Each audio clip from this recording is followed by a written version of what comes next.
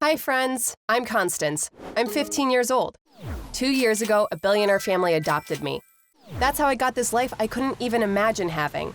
Now I'm going to tell you all about it, both the good and the bad parts. I'm sure you'll find my story interesting. Please don't forget to like the video. My dad left us when I was a baby. My mom used to tell me all the time that he wasn't a good person and we were better off without him. But I still grew up imagining greeting my father at the door when he came home from work at the end of the day and receiving a huge, loving hug from him. My mom didn't have a profession. She'd work any job she could get. When she got sick, she was unemployed for a long time. Because she couldn't take care of me, she left me at a group home when I was 9. But every week she would come and visit me. She used to say, "When I'm doing better, I'll get us a nice house. We'll live together again." But she lived on the street, and us having a life together seemed like a very remote possibility. The next year, my mom stopped visiting me. I got worried because that wasn't normal. I asked for help from the social workers at the home. I found out that my mom was hospitalized because her health was deteriorating. After a while, when I heard that she had died, I was devastated. Even though I was very young, I was aware that my mom had lost her life to poverty. They took good care of us at the home, but we all wanted to get adopted, to have a family. Kids who would fit their criteria would be recommended to prospective adoptive families by the management of the home. The families would look at their options, meet the kids, and then make their decision. Families usually preferred kids aged 4 to 5. Kids that age were easier to look after because they weren't babies anymore, and they were still young enough to be raised by the family as they wished. I, on the other hand, was 13 years old. Because I hit puberty, my prospects of being adopted had further diminished. In fact, they were almost non-existent. One day, the director of the home called me. She said I fit this one family's criteria and she wanted to introduce me to them. This family had an 8-year-old son. They didn't have any other children. They were worried that their son would be all alone in the future. They wanted an older sister who could support him and decided to adopt a girl my age. This was a huge surprise for me. They were about to walk into the director's office. As I was waiting for them, I was so excited that my feet were shaking. Thankfully, our first meeting went great. They told me they really liked me, and they could definitely see me as a wonderful older sister for their son. When the director said, "Constance, gather your belongings and say goodbye to your friends. Your new family lives in another city. They will be leaving with you today," I couldn't believe what I was hearing. Finally, I would have a family too. There were 3 luxury cars waiting for us in front of the home. We got into the one in the front. The other 2 followed us. This was going to be my first plane ride. I'd seen the airport only in the movies. I told my new mom, "Are we going to buy a ticket for me from the airport?" And she smiled. "You don't need a ticket, honey," she said. I figured out what she meant by that when we arrived at the airport. My new family had their own private plane. I, of course, didn't yet know that they were billionaires. Their fortune came from gold and silver mines in different spots around the world. I could only dream of such a rich family adopting me, but thankfully this wasn't a dream. The director at the home had said we were going to another city, but the plane landed not in a city, but on an island. This island in the middle of the ocean, of course, belonged to them. There was just this one house on the whole island. It was the biggest building I'd ever seen. I didn't even know they were called mansions. There was a ship docked on the shore. Do I need to tell you? That too belonged to my new family. Soon I would find out it wasn't called a ship, but a yacht. I wasn't aware of it yet, but I'd started living the life of a billionaire. This is where I met my brother Parker. He didn't seem like an 8-year-old at all. He was dressed exactly like an adult. I was going to be his sister from now on. I made a move to give him a hug, but Parker held himself back and offered his hand coldly.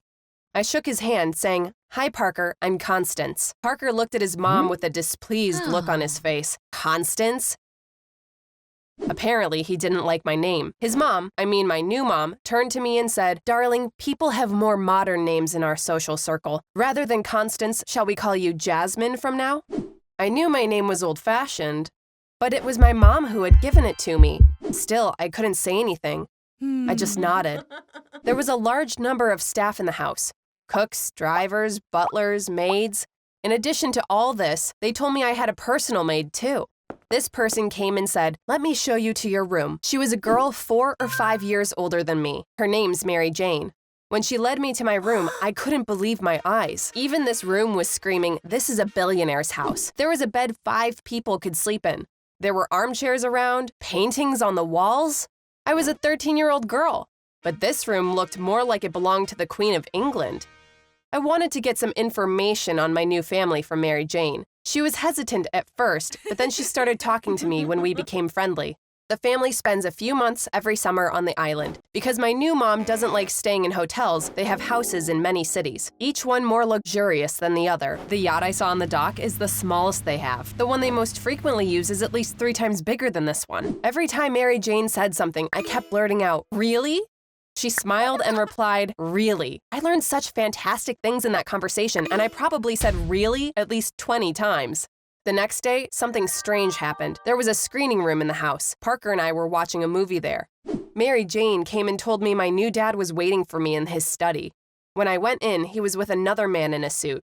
My new dad said, "Welcome to our family, my dear. Let me introduce you to our attorney, Mr. Owens. We have a couple of legal matters we need to take care of." When the attorney said, "Jasmine, I drew up some contracts regarding certain matters. I'm asking you to read and sign them, please." I was really surprised. After this, the attorney gave me the documents one by one and told me what each one was about. "This document is for the name change. We'll file a petition and your name will be changed to Jasmine. This document is an agreement about inheritance. In the future, you will be a part of the will, but your inheritance will be smaller compared to Parker's. This contract is about social media usage. You're prohibited from opening TikTok or Instagram accounts and sharing information about the family in any other way. Finally, this contract is for your allowance. Every month, you will be given an allowance of this amount written here. You will not be able to demand more than that." After telling me all this, the attorney offered me a pen and said, "Please sign under every agreement." I didn't like this one bit, but I wasn't in a position to argue. I had to sign them all. We stayed on the island for about a month. It was nowhere near the life I dreamed of. Parker and my new dad were distant to me. My new mom would talk to me now and then, but it was more in the lines of, "How are things with Parker? What kind of things are you doing together?" Unfortunately, my replies were not the kinds of things she would want to hear. I wanted to be closer to my new brother, but it wasn't possible because Parker had built this really high wall between us. My new dad had some work to do, so one morning our private jet arrived on the island and took us to London. After a while, we went to Tokyo. We stayed there for only 3 days. Then we flew to the city where the family actually lived. We were always traveling on our private plane and staying in our own homes whichever city we went to. When I was younger, I wanted to travel to different countries. But these trips were not at all like what I imagined them to be. Because of security reasons, we almost never went out.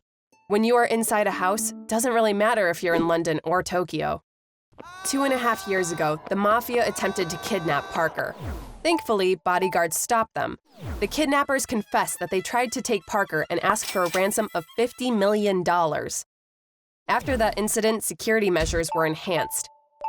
It was deemed dangerous for Parker to go to school and decided that he should be homeschooled with private tutors. Now that I was their daughter, the same security measures applied to me. I was devastated when I found out about this. I was feeling incredibly lonely. I was looking forward to starting school, making new friends. If I was homeschooled, then the only kid around me would be Parker, and he did not like me at all. I'd always wanted to get adopted, to have a family, but this was definitely not what I had dreamed of.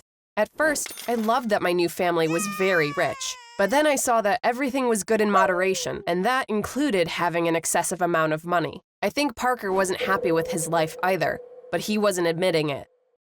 My new mom went to another city on a business trip. I thought about going back to the group home without telling her, but then I thought that wouldn't be right. I waited for her. When she came back, I went to speak with her. I told her Parker didn't feel the need for a sister and he would never accept me as one. She thought I was right. "You're right, honey. Unfortunately, this was an unsuccessful attempt. You're free to do what you want to do." I told her I wanted to go back to the group home, but she suggested something else that changed my life in an instant. I was going to go to a private boarding school. They would obviously cover all my expenses. After high school, if I decided to go to college, they would give me a scholarship. Right now, I'm at a wonderful private school in Switzerland. Since it's a very expensive boarding school, the families of the kids here are pretty rich. But as far as I knew, there are no billionaires among them. Meanwhile, my new mom gives me a call now and then and insists that I spend my summer vacation with them. Even Parker called me once and invited me. I think I'm going to spend the summer on the island. If anything interesting happens, I'll definitely let you know. Goodbye for now.